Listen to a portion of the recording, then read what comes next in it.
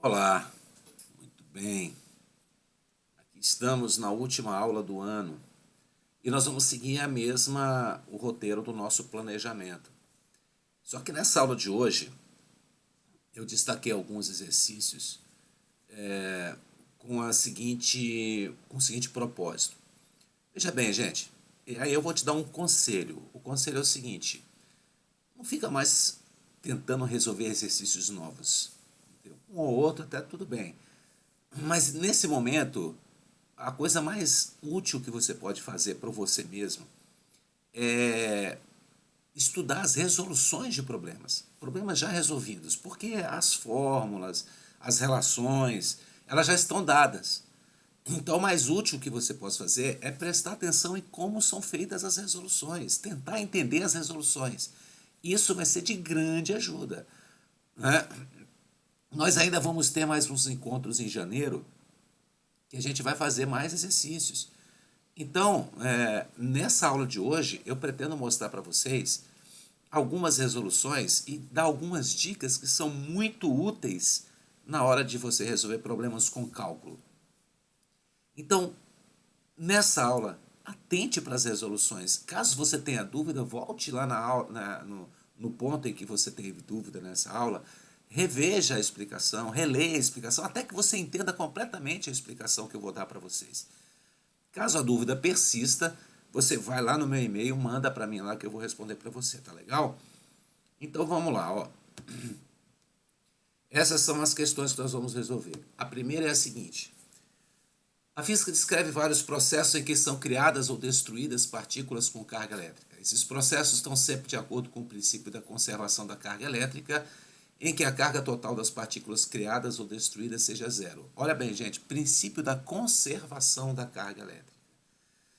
Como exemplo, podemos considerar o processo de aniquilamento de um elétron e um pósitron, que resulta na criação de dois fótons de radiação gama, conforme a equação abaixo. Então, veja, nós temos aqui um elétron e um pósitron.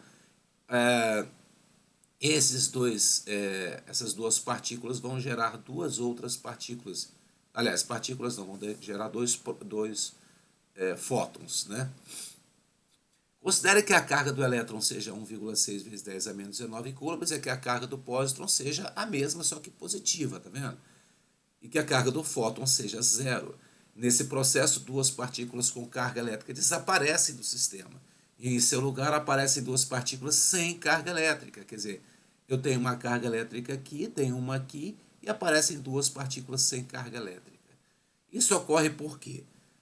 Se a carga elétrica total do sistema é zero antes do aniquilamento, deve ser zero também depois do aniquilamento. Então vamos ver, essa é a nossa resposta. Olha só, pelo princípio da conservação da carga elétrica, a carga total de um sistema se mantém constante. A carga total, antes e depois do processo, né? Então, eu tenho aqui, ó, mais 1,6 vezes 10 a menos 19, menos 1,6 vezes 10 a menos 19, com mais 1,6 vezes 10 a menos 19, antes do aniquilamento a carga é zero, então depois também tem que ser zero. Então a carga desses dois fótons aqui tem que ser igual a zero. Ok? A resposta é a letra A. Agora aqui eu estou mostrando para você um outro exemplo importante de conservação de carga elétrica. Olha bem, eu tenho dois corpos. Esse aqui é um outro exemplo, não tem nada a ver com o problema. O problema está resolvido aqui, ó. A letra A, né? A soma das cargas antes tem que ser igual à soma das cargas depois. Se aqui deu zero, aqui deu zero. Se aqui desse 10, aqui teria que dar 10. Se aqui desse menos 20, aqui teria que dar menos 20. Mas como é zero antes, é zero depois. Agora, tem um outro exemplo muito importante, que é esse aqui, ó. Eu tenho dois corpos distintos, um com carga A e outro com carga B.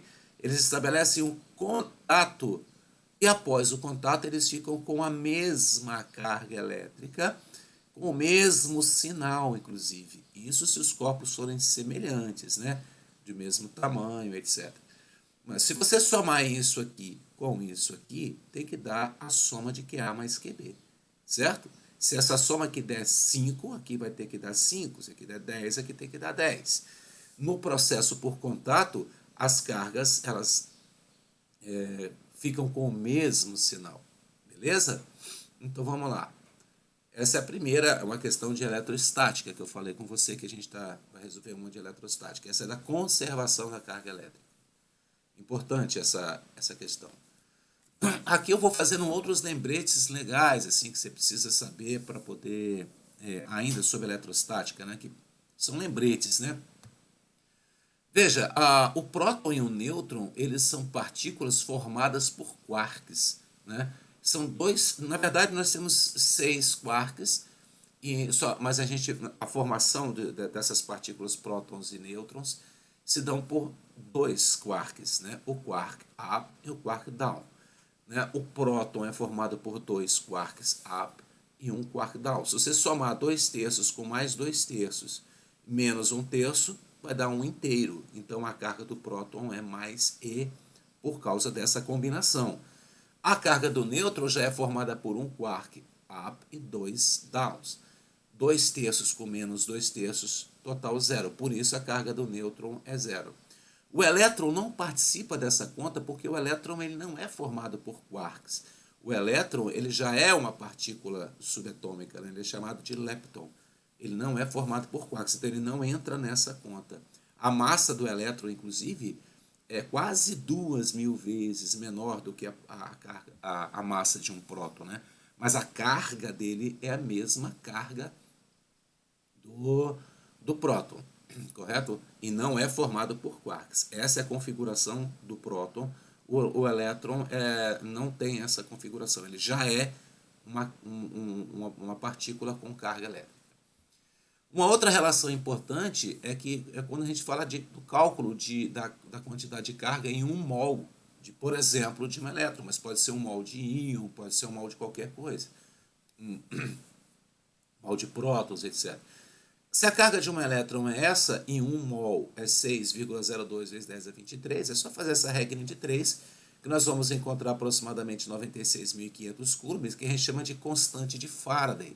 Então você fique atento a isso, porque se existir um exercício de corrente de íons, a gente tem que ver lá qual é a valência do íon, né, para a gente saber que 1 mol de íons não é 1 mol de elétrons ou de prótons, isso depende da valência do íon, né?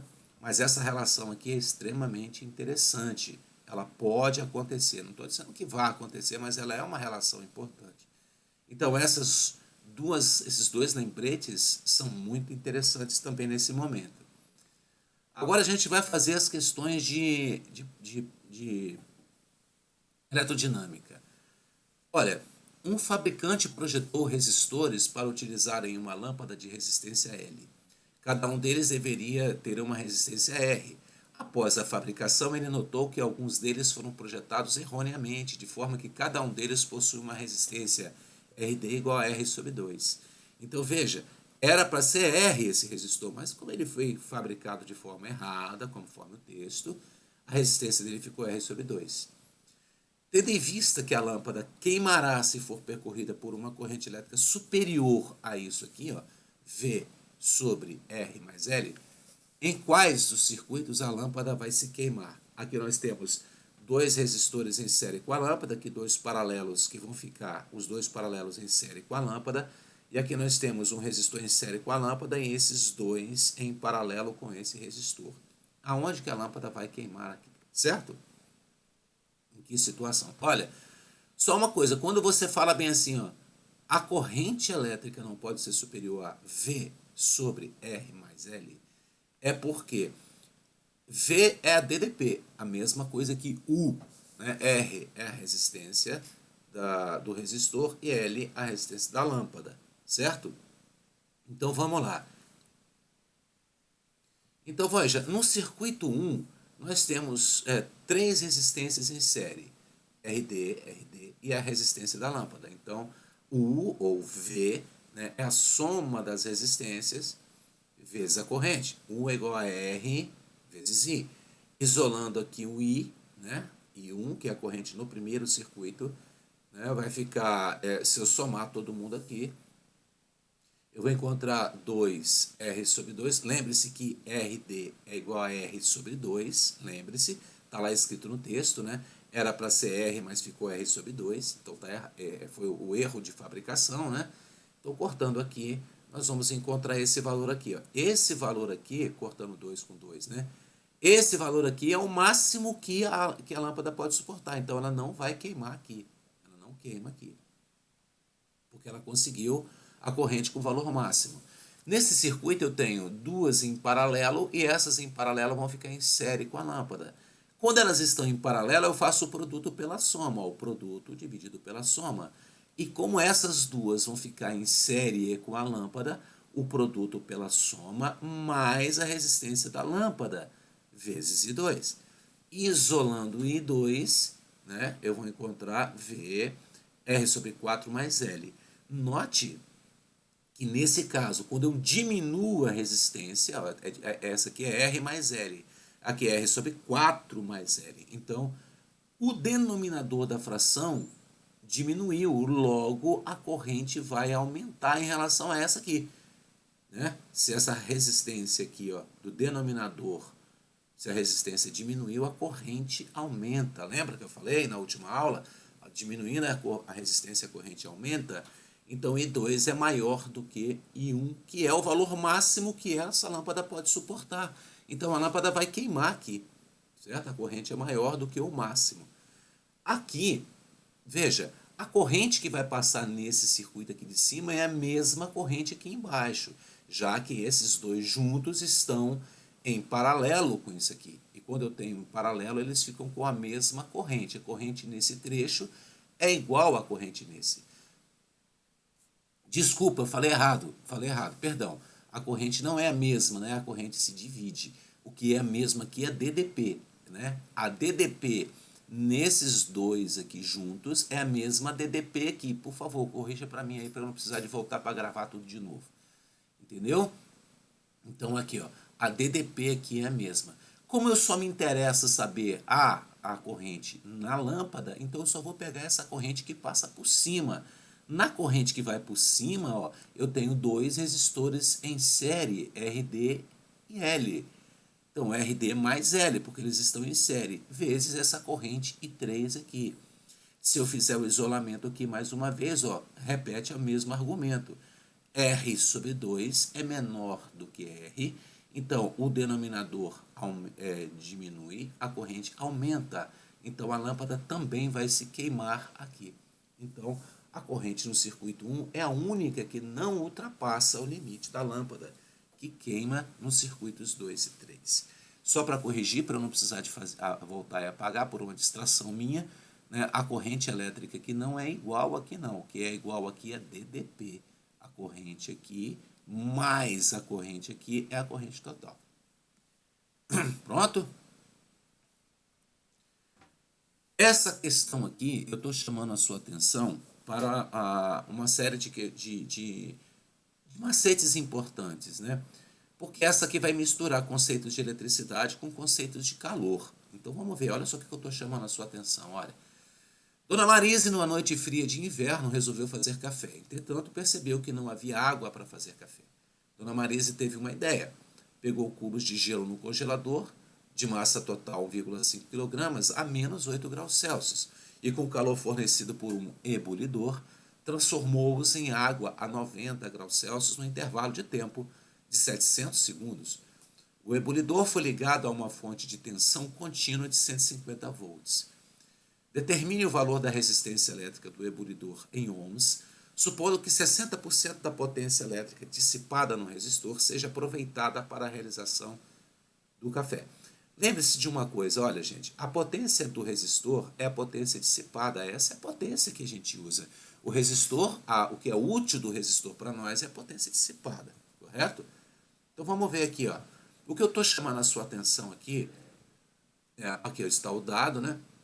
Uma caloria é 4,2 joules. Agora, quando ele me diz que o calor específico da água é uma caloria por grama Kelvin, então aqui eu tiro a fórmula. Ó. Caloria é Q, grama é massa, Kelvin é temperatura.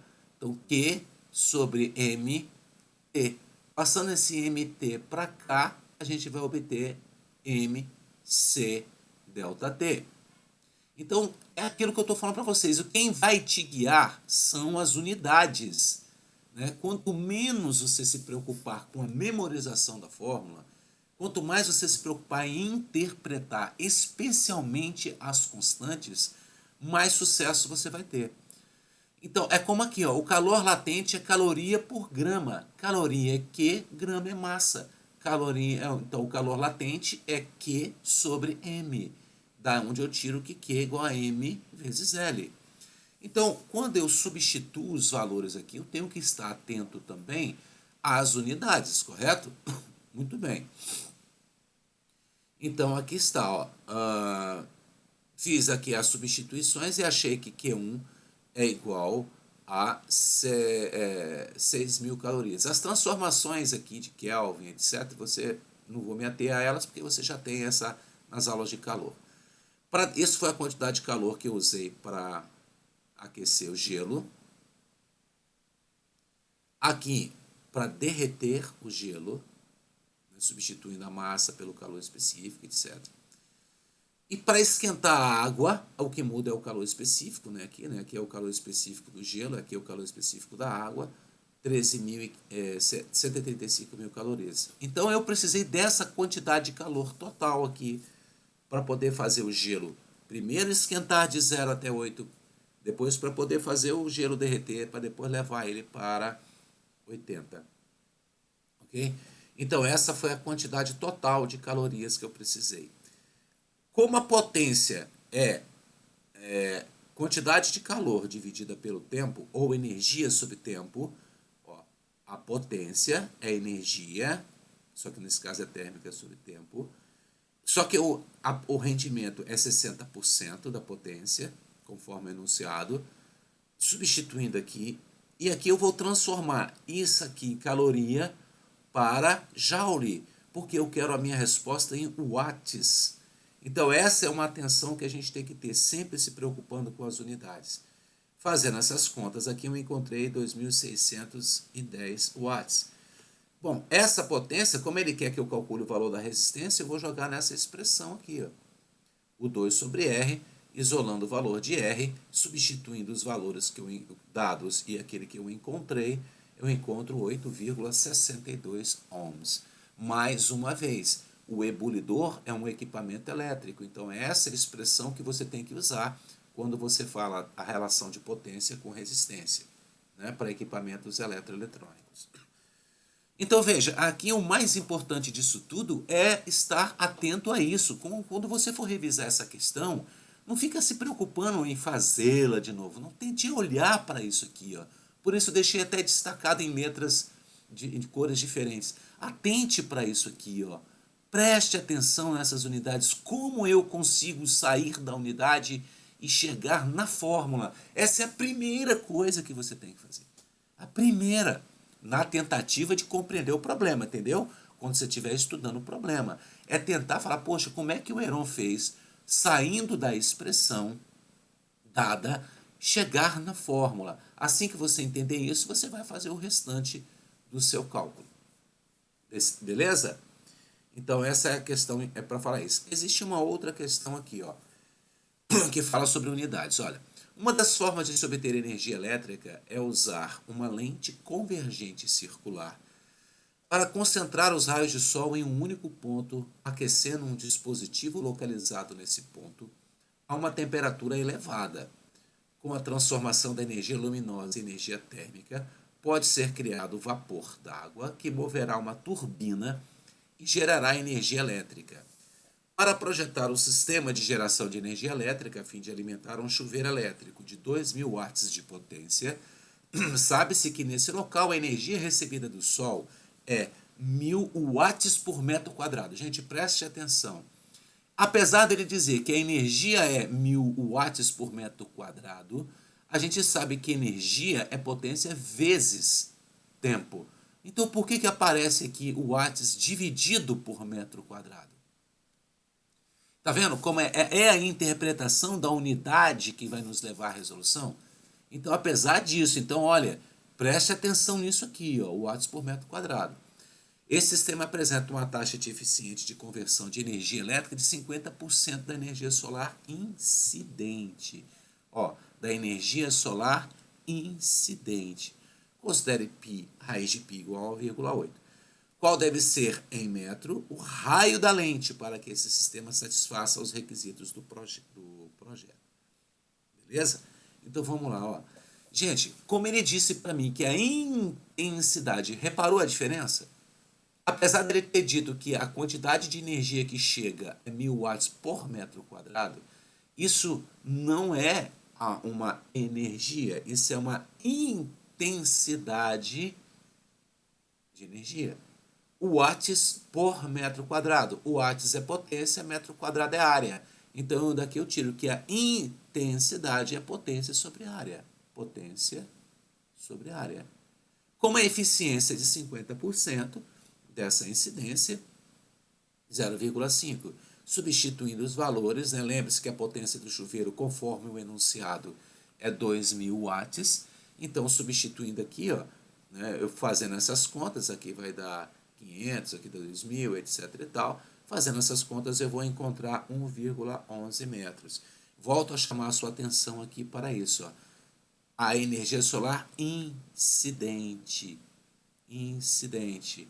Né? Watts por metro quadrado é incidência. Então, preste atenção nessa questão, nessa unidade. Essa questão ela caiu no Enem de 2019, mas esse tipo de abordagem ela é comum nas provas. Né? Então, apesar de ter sido uma questão do ano passado, eu estou trazendo para vocês, conforme eu falei, conforme eu orientei no início, para que você fique atento à resolução. A resolução, o que eu pensei, como foi que eu caminhei, como é que eu interpretei esses valores. Essa é a coisa mais importante que você tem que fazer nessa questão. Vamos para a próxima? Vamos lá. Suponha que cada metro quadrado de um painel solar fotovoltaico instalado em Juiz de Fora produza 2.000 kW de energia por dia. Reparou a diferença? Aqui não é watts por metro quadrado, aqui é energia mesmo, ó. Kilowatts, ora, o quilo 1000 watts potência, hora tempo. Ó. Então, tempo potência vezes tempo. Então, quilowatts-hora é energia. É energia. Uma família deseja instalar painéis solares para alimentar os aparelhos dentro de casa sem necessitar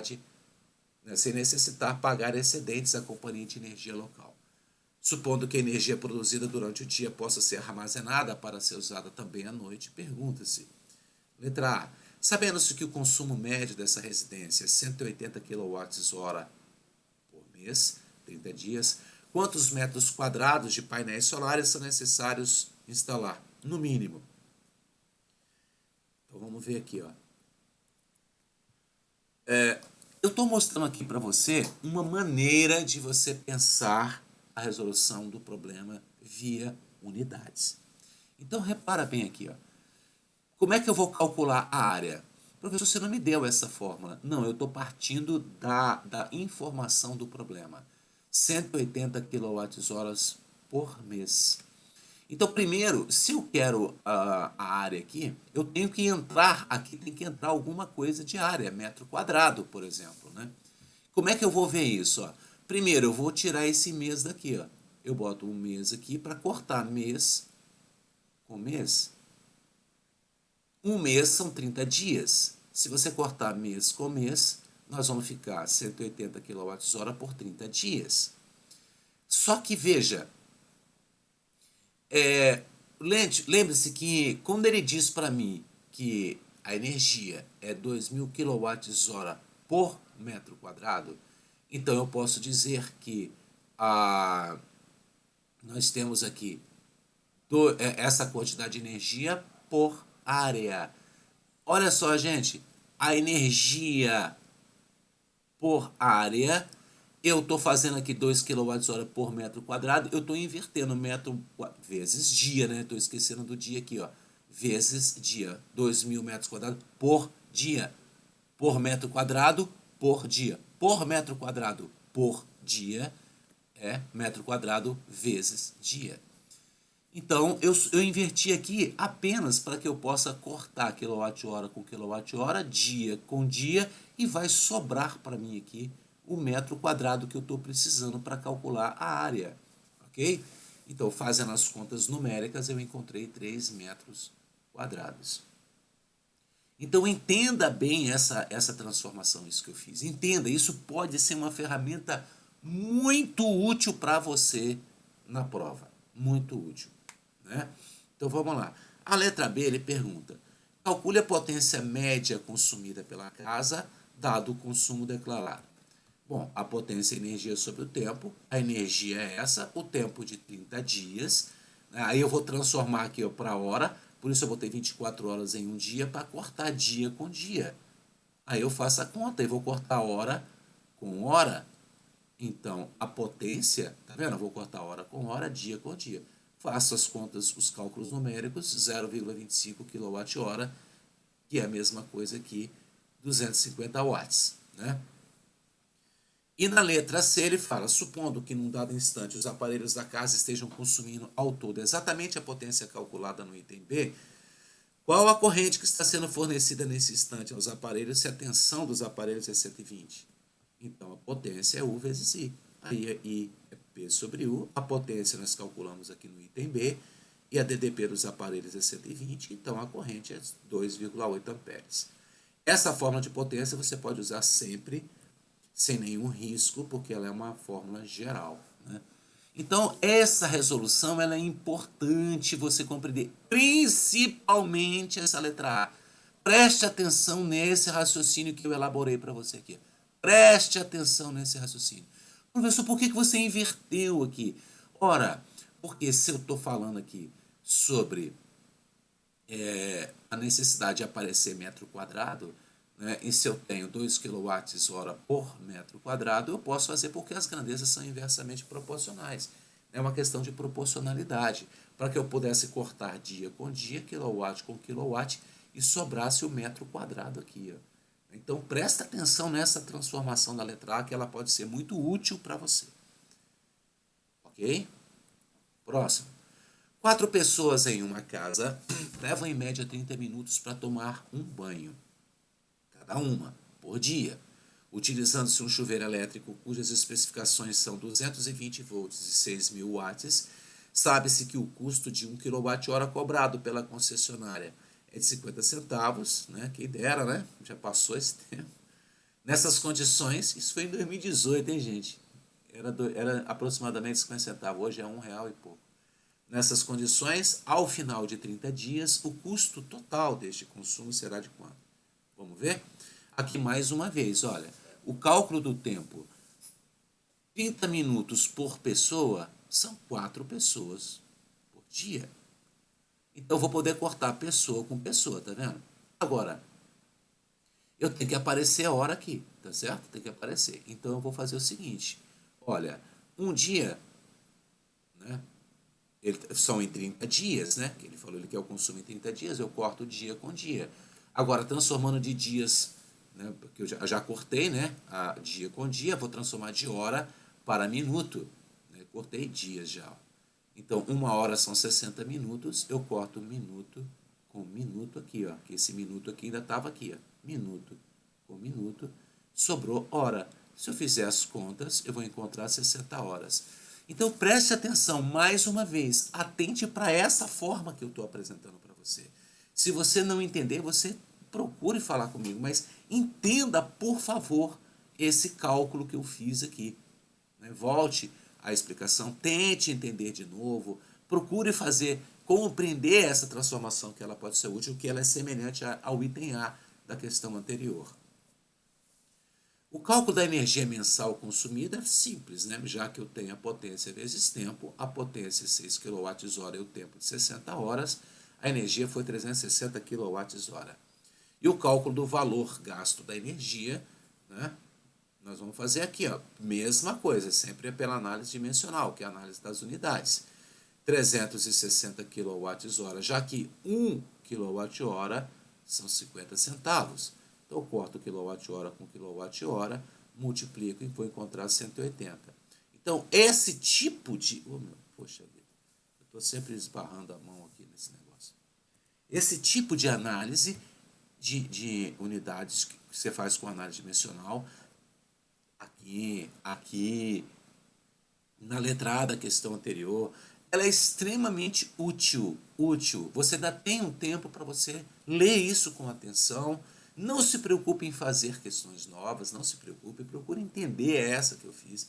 Se você quiser fazer uma ou outra mais simples, nada de complicado, porque o mais importante agora é a compreensão da resolução. Beleza? Vamos lá. Agora vamos às questões de magnetismo. Situado num plano horizontal, um disco gira com velocidade angular ômega constante em torno de um eixo que passa pelo seu centro. Então está aqui. O centro está aqui, né? O disco está girando aqui com a velocidade ômega. O disco encontra-se imerso numa região do espaço onde existe um campo magnético constante. Está aqui o campo magnético. Orientado para cima, né? Tá vendo o pontinho, né?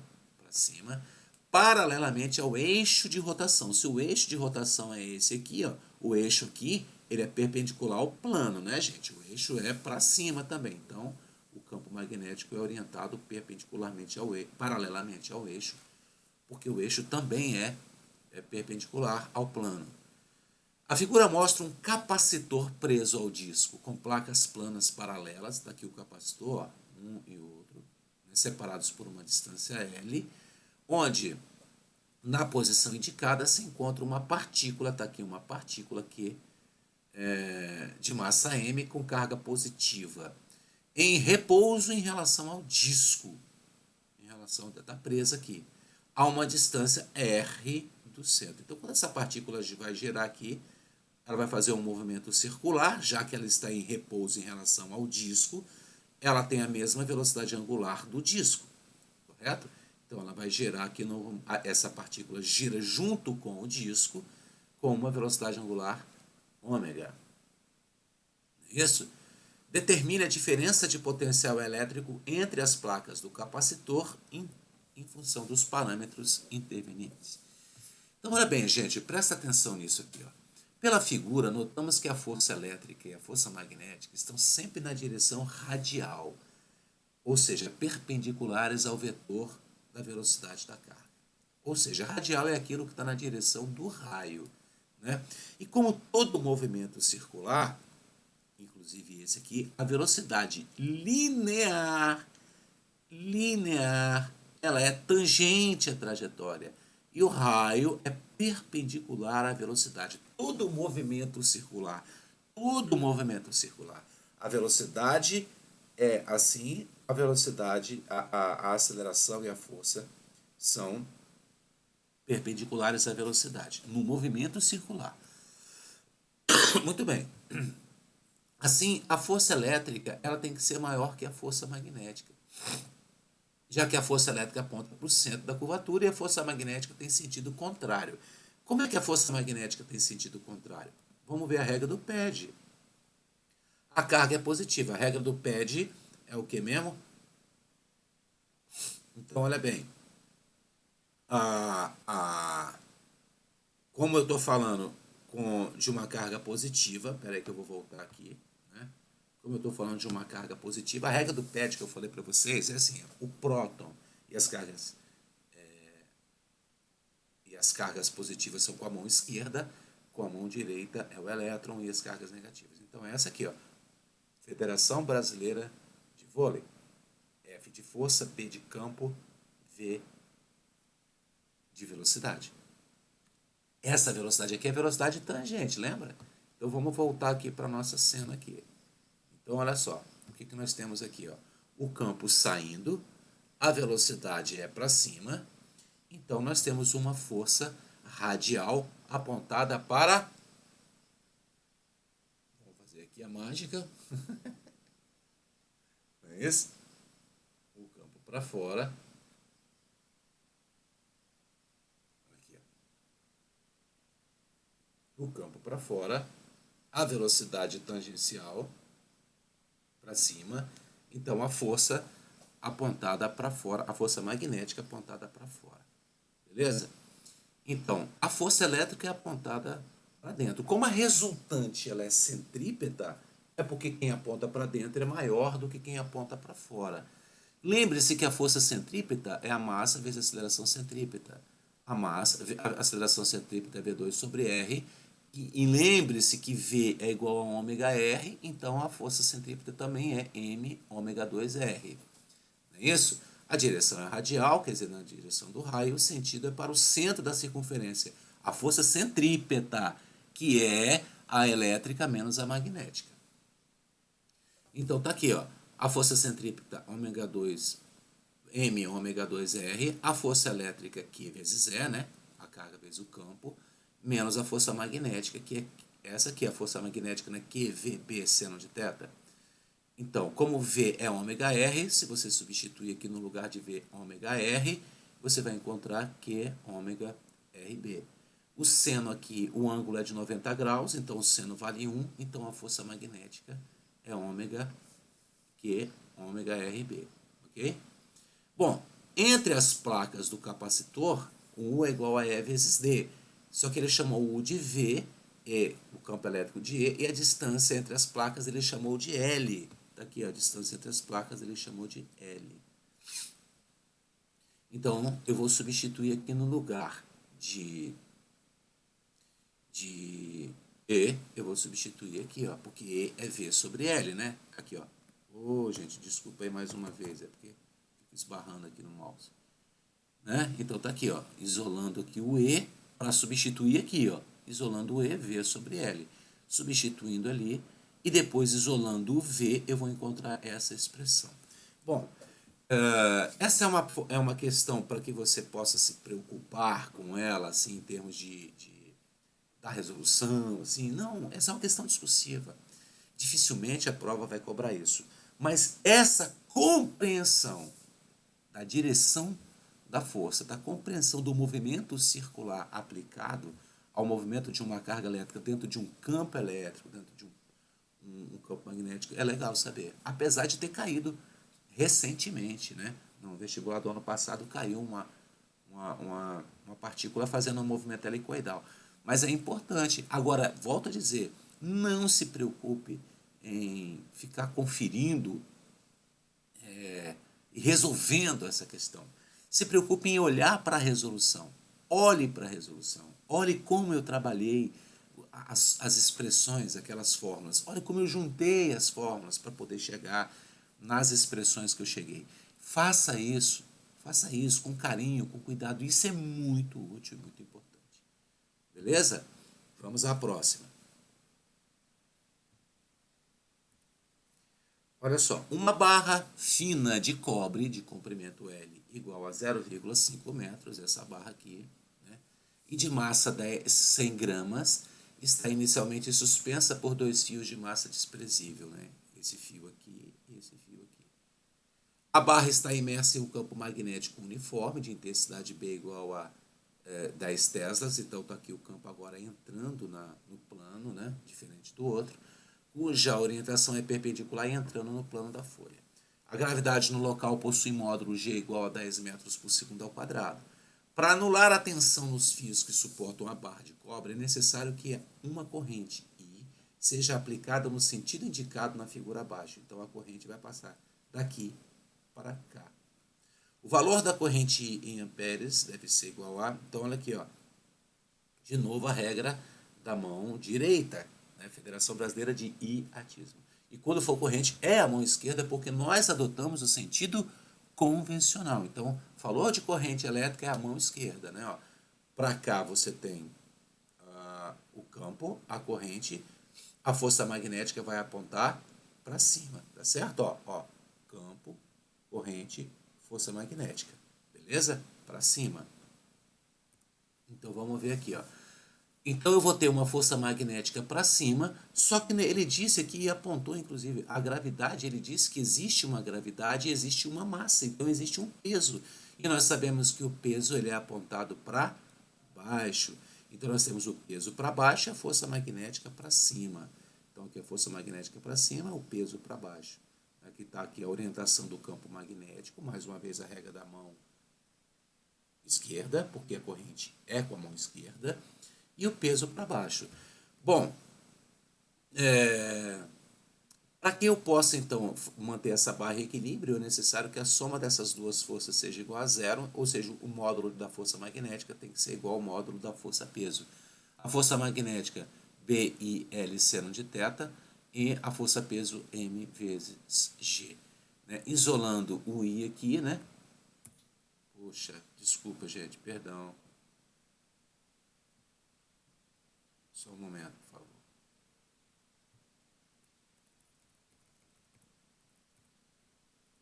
Perdão, esbarrei aqui mais uma vez. Eu sou um... Você já deve percebido que eu sou, como diz a minha esposa, eu sou um desastrado nato, né? Eu nasci num desastre. Minha esposa é comédia. Então vamos lá. Aí eu isolei o I aqui, ó. Então eu substituí os valores, prestando atenção que a massa foi dada em gramas e tal, e achei 0,2 amperes. Beleza? Muito bem, meninos e meninas. Voltando aqui. Muito bem. Olha só, gente.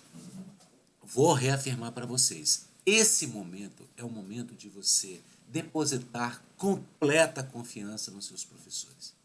Qualquer um deles, todos eles. Deposite confiança neles. Porque os professores, eles estão fazendo como eu estou fazendo.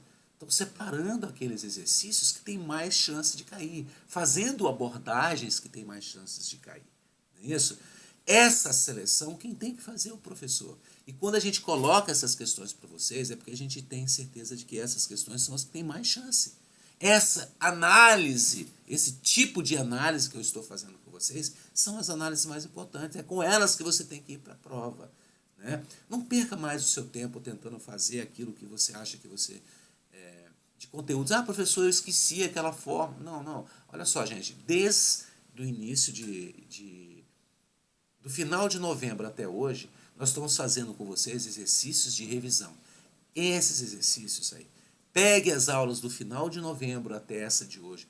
Revise essas aulas com calma, com paciência, se você julgar necessário. Agora, em janeiro, nós também vamos nos encontrar, tanto na revisão do intensivo, quanto na revisão do extensivo. E lá eu pretendo simplificar ainda mais, porque nós estaremos então à véspera da prova, para que você possa ter sucesso. Né? Então, esse período que nós vamos chegar até lá é um tempo de você analisar as resoluções dos problemas. Ok, gente? Espero que essa aula tenha sido útil, que você tenha aprendido, que você tenha tirado proveito delas, que você tenha um bom final de ano, que termine logo 2020, né? Mas que você se cuide. E a saúde é importante, nós sabemos disso. E que você tenha sucesso nesse fim de ano.